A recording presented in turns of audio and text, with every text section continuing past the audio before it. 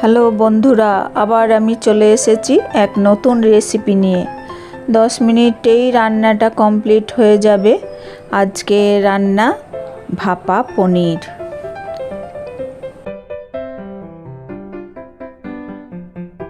চলুন তাহলে দেখে নিই কি কি লাগবে।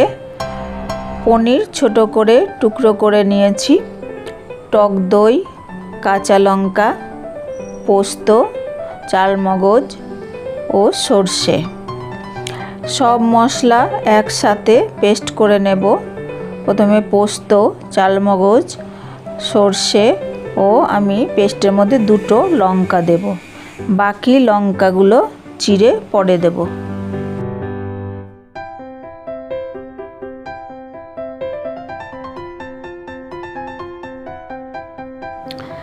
সব মশলা দেখুন পেস্ট হয়ে গেছে।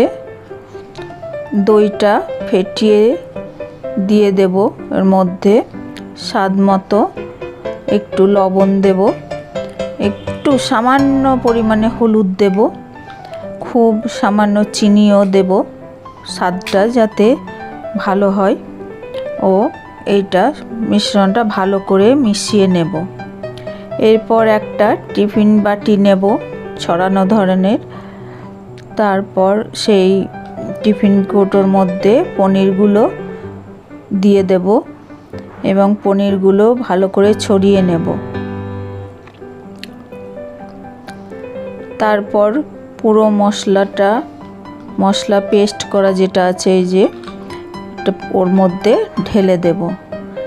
এবার কাঁচা লঙ্কা চেরাগুলো দেব, অল্প একটু সর্ষের তেল দিয়ে দেব।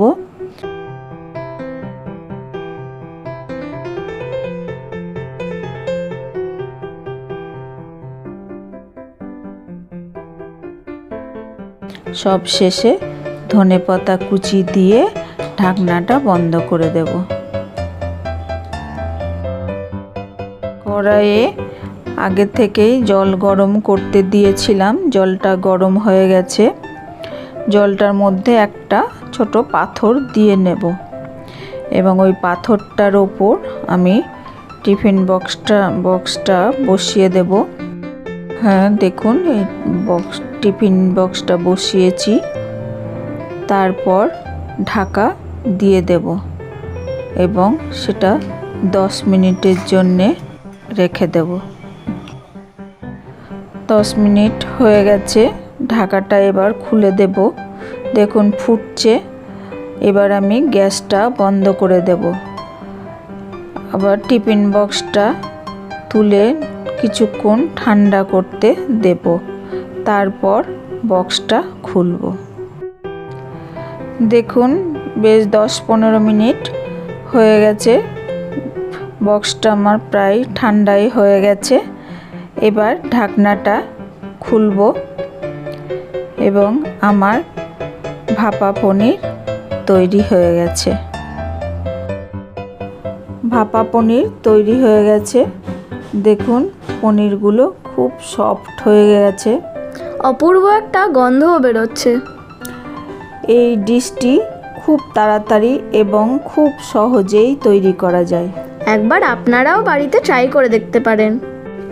আজকের আমাদের এই ডিশটি ভাপা পনির। আপনাদের যদি এই ভিডিওটি ভালো লেগে থাকে তাহলে লাইক করুন এবং আমাদের আরও নতুন নতুন ভিডিওদের নোটিফিকেশন পাওয়ার জন্য আমাদের চ্যানেলকে সাবস্ক্রাইব করে আমাদের পাশে থাকা বেল আইকনটিকে টিপে দিন।